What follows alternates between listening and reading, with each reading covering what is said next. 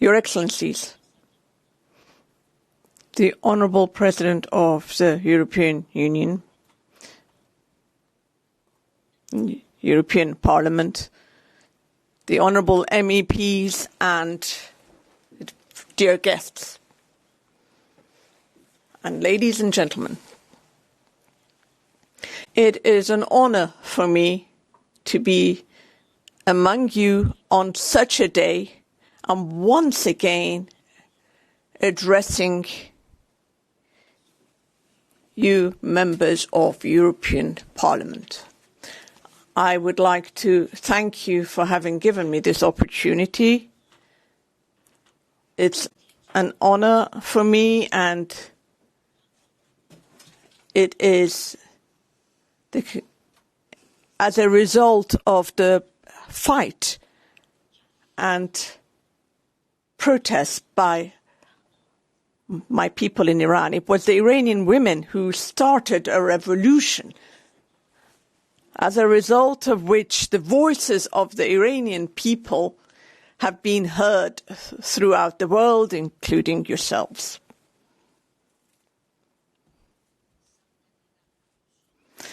And which has guided me to this chair today from where I'm speaking to you.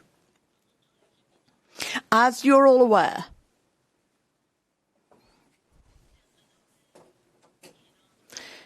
the revolution in Iran was sparked by the killing of a young girl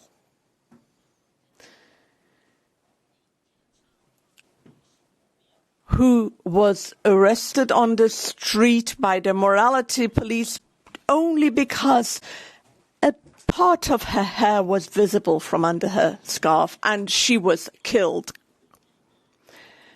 And the family of this girl filed a complaint, but to no avail. However, the lawyer who was representing the family of this young girl has been prosecuted and has currently been released on bail. Moreover, two young reporters who had published a photograph of this young girl while she was lying on a hospital bed and had filed a report on the funeral of this young girl in the domestic media in Iran. These two journalists were both arrested on the charge of espionage. And to date, they are still in prison. I am talking about a country where its government kills with impunity.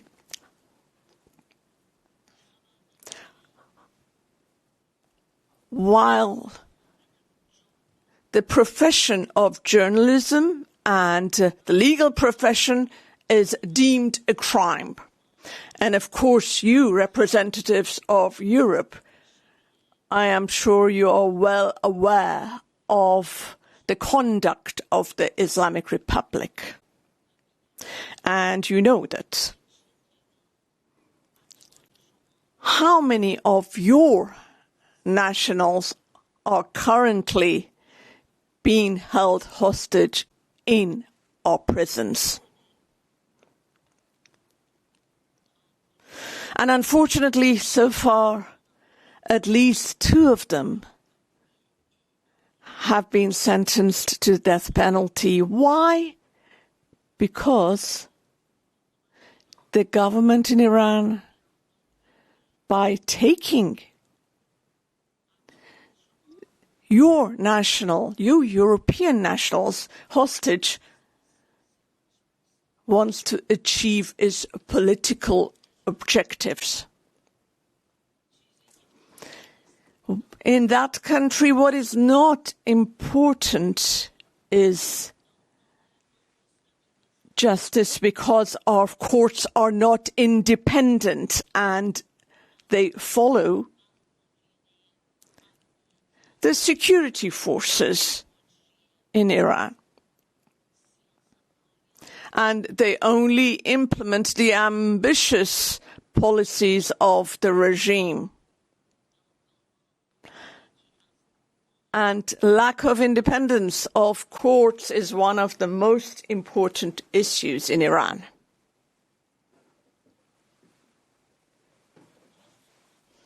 In my country, Iran,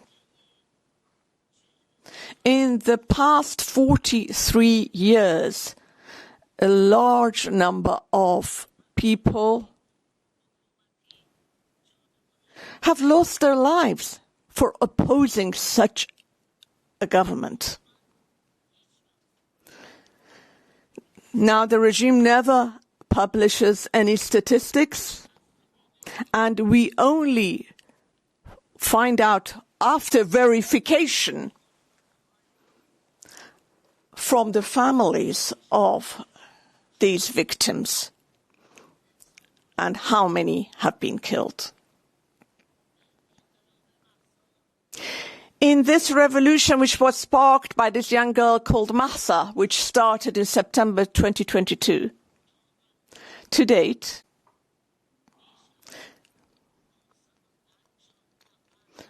over 550 individuals have been killed.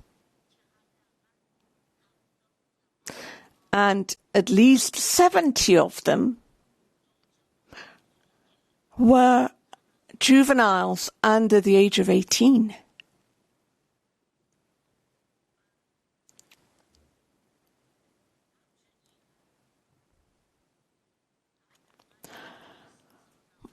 Moreover, at least 20,000 protesters have been arrested.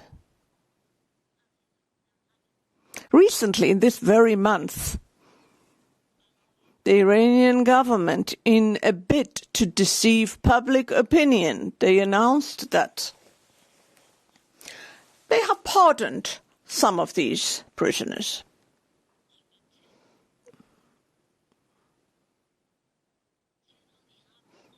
Of course, yes, some were pardoned and released. However,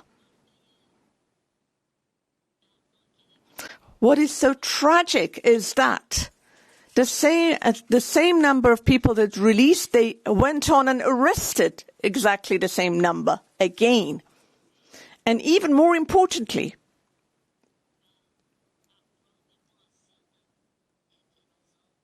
the protesters who were very influential in these recent protests remain behind bars.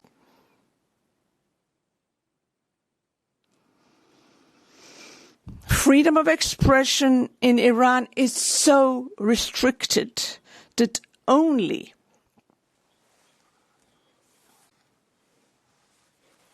since September 2022, 18 lawyers have been arrested merely for defending these protesters. They're being prosecuted at the moment. Some of them remain in prison. And I would like to name one of them, who is a colleague of mine, who has been a colleague of mine, and at the moment he is on hunger strike. His name is Mohammad Najafi. The rest have been freed on bail.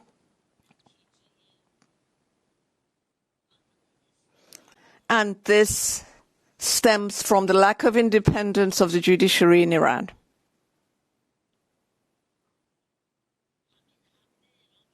In this very week, they announced that 35 artists, filmmakers, actors and actresses, only because they had supported the people and supported the protests, have had their assets and bank accounts have had their assets confiscated, their bank accounts frozen. Dozens of journalists, bloggers, vloggers, writers are currently in prison.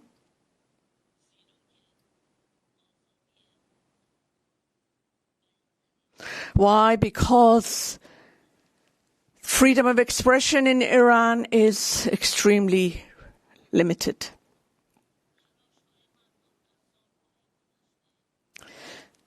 The people's efforts in the past years in order to change and reform the status quo has been in vain. And at the moment, the people continue to stage their protest, which started in September 2022, and the people's demand is that the regime be changed, because they know that unfortunately this regime cannot be reformed. The constitution of our country has to change. With this current constitution, no reform is possible. And for this very reason, the Iranian people want regime change. And their slogan is Woman, Life, Freedom. And this slogan, you can look at this slogan from two perspectives.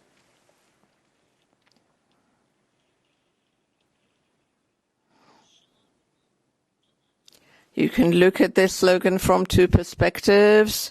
The first is that it rejects despotic theocracy in Iran.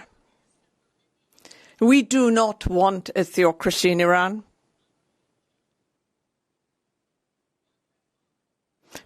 Because such a government does not bring the people welfare or freedom. They have even invaded the privacy of people in their own homes. And the positive aspect of this slogan is that we want a democratic government in which religion is separate from state. Because after 43 years of experiencing, the Islamic Republic has shown us and the Muslims in the region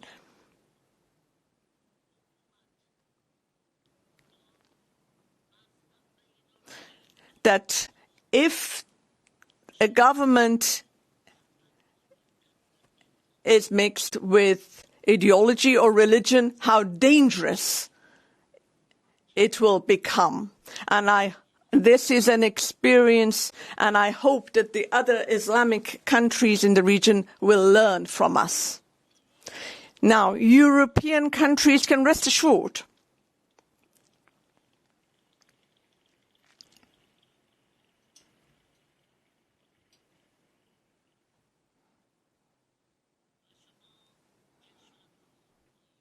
European states can rest assured that if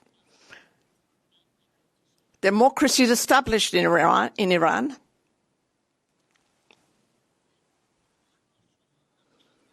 there will be fewer refugees entering your countries. Currently, one of the main problems of the Iranian people is immigration. We are suffering from brain drain. There is no employment in Iran.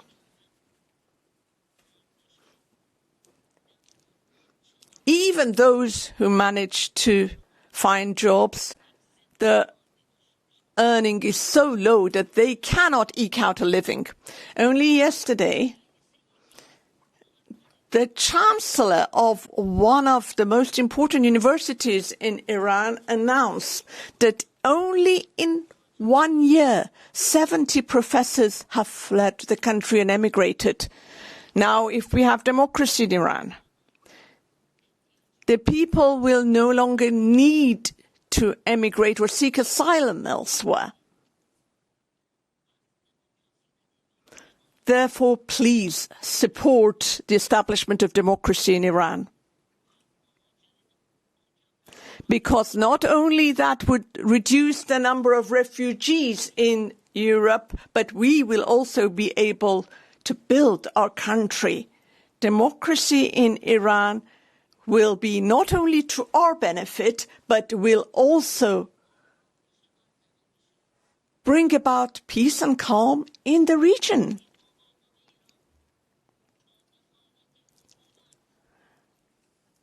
Because we, the Iranian people, oppose the regime's intervention in other countries. We are against the ambitious policies of the Iranian regime. We oppose Iran's nuclear program. They have spent so much money on this and to no avail. Nuclear bomb will not solve Iran's problem. Our problem will only be solved through democracy. Democracy, I repeat, is not only good for us, but it will also be good for Europe.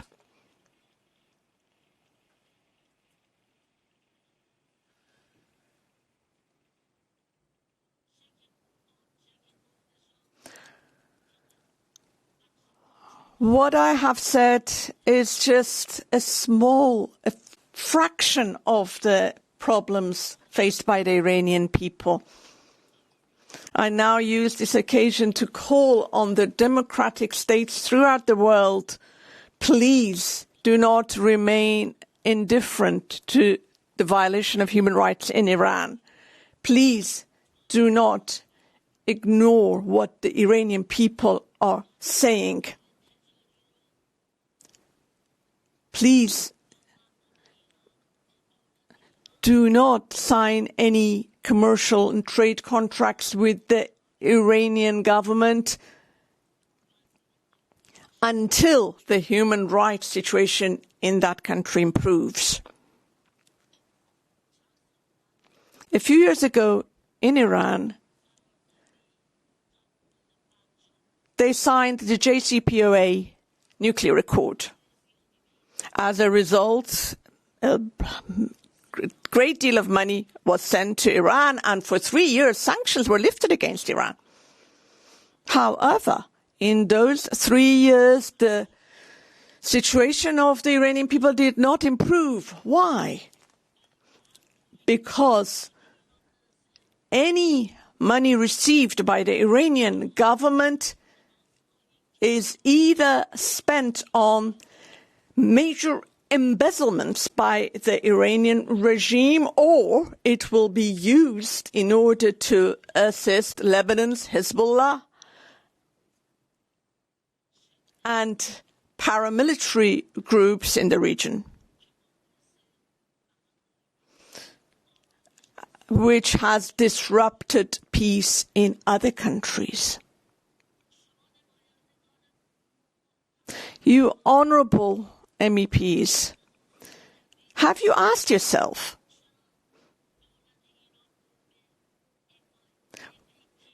why the Iranian government has not joined FATF? Have you asked yourself why we have not joined the Palermo Convention?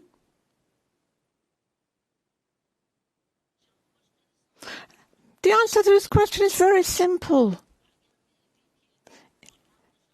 If the Iranian government joins FATF, it will not be able to continue with its embezzlement. Money laundering will end in Iran.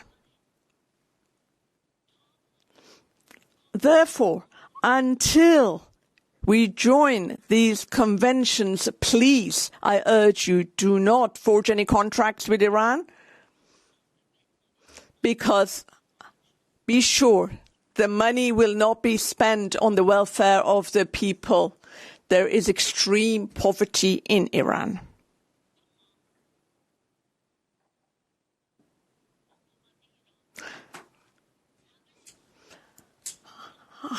However, the Iranian government wants to ascribe all these problems to the sanctions. That is not right. The people's poverty stems from the major embezzlements, corruptions, and the wrong policies of the government. Sanctions are effective. And in conclusion, in the recent protests, for the first time, we saw high school children taking to the streets to join the rank of protesters. Why? Because they know that they have no future.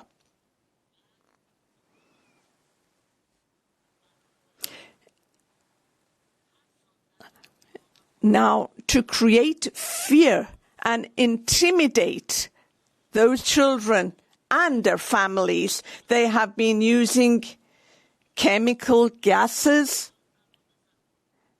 to poison young girls, schoolgirls at their schools. Please write this in your history books, that what this regime did to teenage girls, that they're using chemical poisonous gases against women.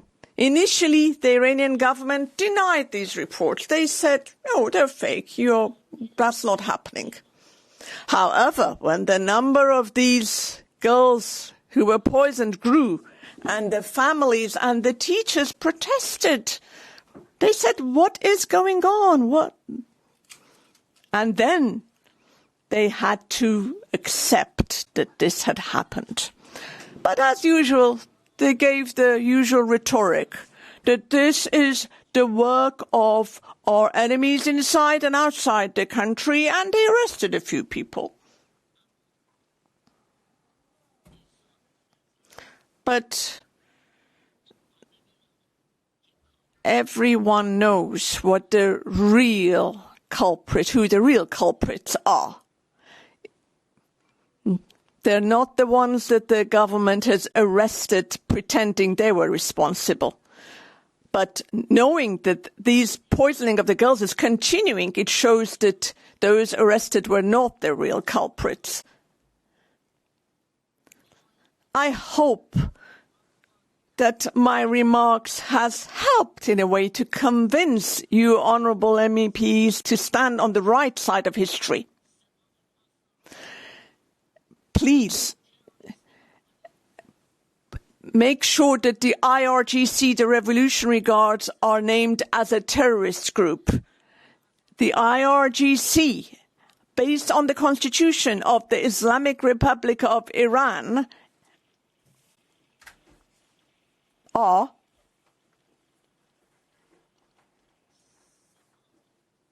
I repeat, the IRGC, based on the constitution of the Islamic Republic of Iran,